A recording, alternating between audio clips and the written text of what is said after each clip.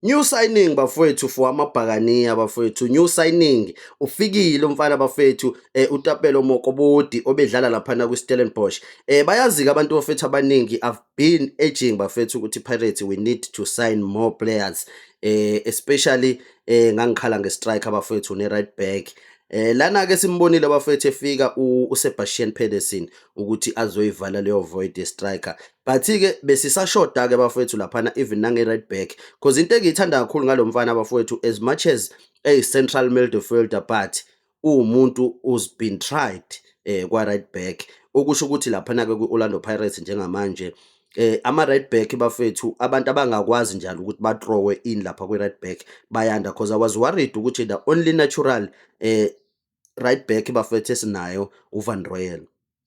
Then uSibilibili vele siyazi ukuthi naye uma health idlala ahead of uVan Royel, but uSibilibili kwamanye amagemu siyamdinga bafethu kwi-attacking winger laphana ukuthi agijime khona ngaphambili, okushiya ivoid-ke la emumva since simazi uVan Royel naye bafethu ukuthi uyalimale kakhulu, and manje lama-injury uma ukuthi naye ulimele kuba inkinga, cause last season sibonile elimala uVan Royel, kwalimala uLebitso, kwalimala uShandu, and bonke labo bantu bekwabantu akade bama-right back ethu. Ingakho sigcine sesifaka abantu abanjengosibelebele laphayana kuyona lentozana i-right back. But-ke le move bafethu, this is a good move. Ngiyazi ukuthi bakhona abantu abathi it doesn't make sense cause sigcwele kakhulu vele already esiswini. Yeah, khona i-Pirates bafethu kugcwele esiswini, kugcwele esiswini, and naye umfana uzoyithola i-chance yokuthi akhompithe kuyona.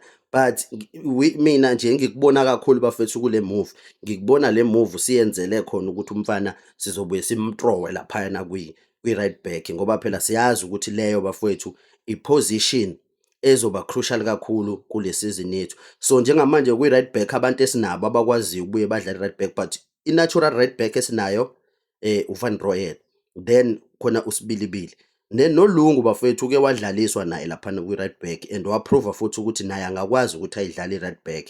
Then shuthi base kuzoba khona naye-ke uTapelo Mokobodi manje bafowethu, naye omunye wabantu engicabanga ukuthi uma kuhamba hamba isizini uzohamba hambe athestwe laphayana kwi-right back.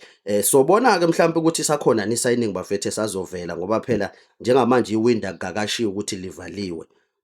But noma isizini izobe siqalile-ke but alikakavalwa, and siyabona ukuthi iPirates so far bafowethu siyenze ama-signing alako 10, which is good cause ukuze ufike kwi-Pirates bafowethu you don't need to be a big player.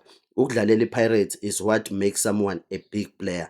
Nayo-ke enye into bafethu engicabanga ukuthi sibuye singayi-understand kahle, abantu bazitshela ukuthi i-Pirates kufanele bafethu ithenge ama-stars like abo Sundowns. No, abo Sundowns bangakwazi ukuthenga ama-stars, but i-Pirates even i-culture yawo bafowethu ne-DNA has always been to develop ama-players bafowethu, ukuthi nje lifike iplayer, cause thina kwi-Pirates ungafika ungaziwa, but ukudlalela i-Orlando Pirates ikhona okuzokwazi ukuthi kwenze ukuthi waziwe, uzodumela khona ukudlalela i-Orlando Pirates. So ingakho siwabona ukuthi even ngisho oSaleng bafethu abafikanga ba ama-stars lawa abafike mhlampe kwi-Sundowns sebeyibona, baziprova nje kuyona i-Orlando Pirates. So ngiyazi ukuthi baningi abantu who don't see ama-stars kulama signing enziwe i-Orlando Pirates, who think ukuthi no, Pirates ngeke, why are we buying unknown players? No, but wonke umuntu bafethu kwi-Pirates ufika e-unknown, and ukudlalela yona i-Pirates is what makes you known. So labadlali bona into ekumele bayenze iyodwa bafethu is to prove themselves egrawundini.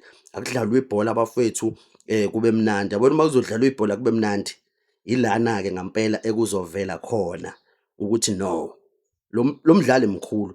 Thina sompraise umdlali thina azabe mkhulu bafethu, asishodi siyi-Orlando Pirates, we are a big institution, we are not just a name, we are a big institution, and wonke umuntu ofikayo kwi-Orlando Pirates uyalithola lelo chance bafethu naye ukuthi ashayine naye abe mkhulu bafethu ebholeni. So nje mina I expect a lot of stars kulama players bafethu, ama-young stars lawa esiwasayinile. Maningi abantu abazoba ama-top players. Cha ukuthi kuyothi nje kufika phakathi nesizini kuzobe sekubonakala ngampela ukuthi ama-scout e-Orlando Pirates ayayazi bafowethu into ayenzayo, cause one thing nje you can't doubt bafethu ama-scouts e-Orlando Pirates iyaziwa laphana into eyenziwayo. So-ke wena uyibona kanjani bafethu le move? Khomenta lapho ngezansi bafethu, ushare umsebenzi. Nje sixoxeni bafethu, sixoxeni idiski bafethu into yethu. Siyazi ukuthi sometimes sibuye sibhantarishe sithukane, but idiski bafethu into yethu.